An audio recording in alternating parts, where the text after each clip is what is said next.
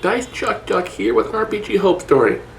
This one from my very own campaign a long time ago. It's about what happens when a GM runs a game where his girlfriend is a player. And yeah, I know the type of story you're expecting to hear, but no, it's nothing like that. That being said, roll post. It was the early 2000s and I was running one of my favorite RPGs ever, GURPS Illuminati University. For those of you who don't know, GURPS stands for Generic Universal Role-Playing System. It uses one core rulebook and has source books to create just about any genre you can think of. Want to do a realistic police procedural? There's GURPS Cops. You want to do a pirate game? There's a GURPS Pirates book. The real fun comes from mixing and matching books together to create your own bizarre campaign settings. Illuminati University was one of the few GURPS books that sorta came with a truly built world rather than a vague outline. Imagine a college that trains wizards, time travelers, superheroes, supervillains, monsters, mad scientists, and even a few mutant animals. It's a place where your professors could be anything from a retired superhero miraculously still alive and kicking after having spent their early 20s kicking Hitler in the balls back in 1942, to something much more strange like a talking rabbit. No one knows why it exists, but it's rumored that there's a dark reason behind it all. Maybe, or maybe it just is. The game could be run one of four ways. It could be just very silly, or the GM can downplay the Looney Tunes type stuff and run it similar to something like DC's Legends of Tomorrow. Or you can jettison the talking animals and do something more akin to a dark sci-fi drama. Me, I went for a game that started silly the freshman and mid-sophomore years, then went to strange the mid-sophomore year, then dark the junior year, and at the player's request, back to strange for the final year of the game. In a lot of ways, Illuminati University is the epitome of the GURP system. It is a seemingly pleasant universe where anything can and does happen. What is unique to the Illuminati University sourcebook are specific rules that encourage genre blending to the nth degree. If a player or GM have the GURP sourcebook for something, then it can and should be used to create their characters. Due to this, my game had elements of magic, psionics, horror, 50s atomic horror, retro future space tech, sort of a Watership Down sort of thing, superheroes, alternate Earths, time travel, dinosaurs, aliens, fantasy, and quite a few others. I never got around to doing anything with my book on noir detectives or pulp adventures, but not due to a lack of trying. This led to some pretty odd characters. At this point in the campaign, it was pretty early on. The party consisted of Agnar, a necromancer and would-be supervillain, though by this point in the campaign he was sort of having a change of heart about being a bad guy because once he encountered true evil, he found his heart just wasn't in it. Then you had Wenentino, a kind, innocent, naive young rabbit. He was Agnar's roommate and familiar who was becoming a mage in his own right. When Agnar's player left the game but Wenentino didn't, I retconned in a paperwork follow-up but actually made Agnar Wenentino's familiar. There was a time-traveling electrokinetic named Franklin F. Franklin who tended to be stoned out of his mind. If you watch my other show, Did I Get What I Paid For, you guys know Nick. For various reasons, he played a different character every year of the campaign. Early on, he played a normal person who didn't realize anything weird was happening around him. A lot like Nick in real life. Then you had my girlfriend of the Times character who was a thermokinetic. Imagine a combo of the Fantastic Four's Human Torch and Iceman from X-Men. There are three other things you should know before the story really begins. First, in Illuminati University, death is a pretty common thing. But that's okay because each semester the characters get 5 extra lives. They can die and come back. On top of that, if a character is wealthy, they can buy more lives. Of course, out of game, the player must bribe the GM with something. I didn't make up the rules, I just enforced them. Second, GURPS has something called quirks on top of disadvantages. Disadvantages are big stuff, being slow, missing an arm, being overweight, owing people money or something. A quirk is a tiny little thing to encourage role-playing. The third thing of note was, I ran my games in more or less real time, meaning if it is the start of the semester outside of the game, it was the start of the semester in-game. And well, this episode was near the end of the semester. We'd all agreed not to run during finals week, but we'd have a special holiday episode when they were over at the start of the winter break. I agreed to this even though out of my 5 classes, one ended in November, another had a project I had already finished, 2 classes shared a final exam, and the last one wanted me to write a 10-page double-spaced paper on Huck Finn, which I could do in my sleep. The same did not hold true for the rest of the party. Anyway, I decided that since it was the end of the semester for the characters, they would have an even goofier than usual episode set away from Illuminati University at the nearby Pyramid Mall.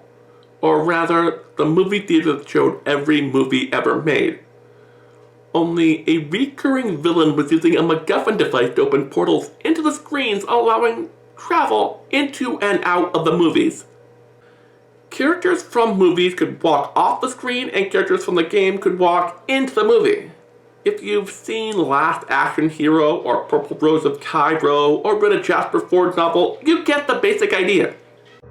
When one of them rolled paleontology, yes, that was a skill they had, they saw they were baby velociraptors. What I didn't count on was that my girlfriend's character would find them cute and try to pet them. I had the raptors make an attack and rolled a 3. If you started role-playing games with D&D, as most people did, you'd think that was a good thing. The raptors didn't eat her. You'd think that, but you'd be wrong.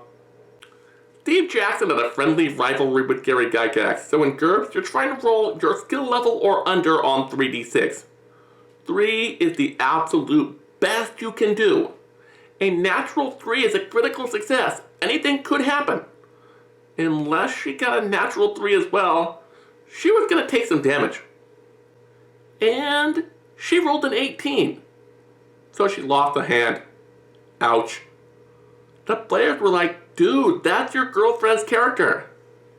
I said, how many lives do you have left? She said, none. She had to keep running strength checks to keep from bleeding out.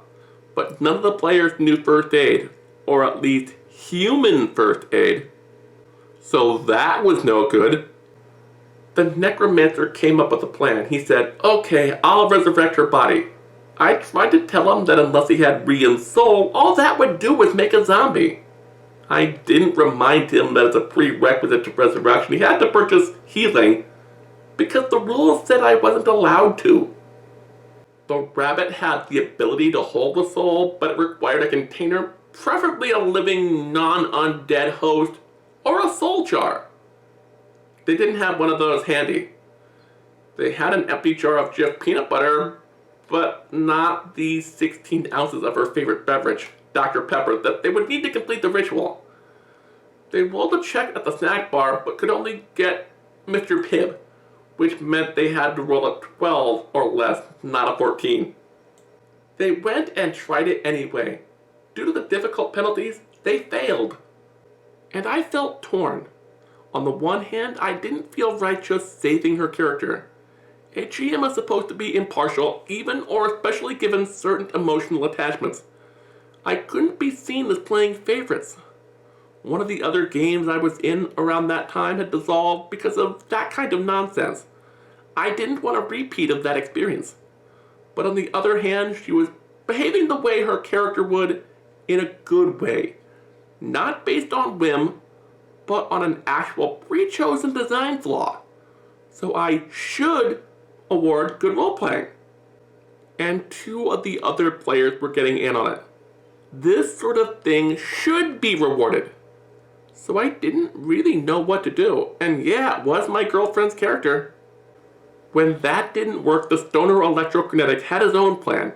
He ran down the hall, he found the theater playing Terminator, went back in time an hour, and then left the movie. He didn't find the eggs, but he did find the raptor who laid them. He tried zapping her with electricity, but that just made her drop the eggs. Again, a few botched rolls got him disintegrated by the Terminator, creating a predestination paradox. Then Nick, of all people, had an idea.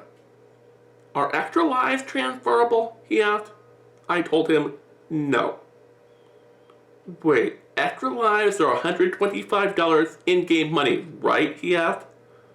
I said, yes, but her character has the poor disadvantage, so she doesn't have it. Even if she did, the player is required to bribe the GM. My girlfriend just winked at me. Remember 3 sessions ago when I got $200 from Franny Rabbit? After my movie ticket, large soda, and supersized lettuce, and those peanut butter cups, I still have $75 left, Renatino said. Yeah, and I have $25 when I drove the ice cream truck last session, Agnar said. As soon as Franklin came back to life, he said, and I have, the bloody playing cards we got in the Old West. They might be worth something. I'll take them to the pawn shop. Wait, aren't those the ones you looted off Wild Bill Hickok's body? Yeah, I'd say they're worth something, I said. I pretended to consult the rulebook and said, fuck it. Her bill is paid, and you're back on track. In fact, the manager of the movie theater says if you help solve this movie problem, your health expenses are comped until the start of classes again in January. Plus, you get a 1-year pass to the theater.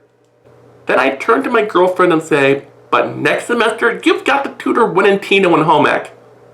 TLDR, GM tries to be impartial, so he kills his girlfriend's character to not be seen as playing favorites. Players think he's being heartless, weed, and unite to bring her back at the cost of most of their loot for the entire semester of play. GM takes the hint and rewards them for one of the greatest shows of party unity he has ever seen. If you like this story, hit like and subscribe.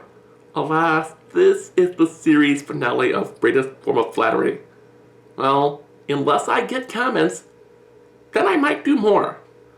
Or just bring back Dice Chuck Duck for another short. So, if you want to help this channel grow, go to patreon.com/parodyerrorfilms and become a patron.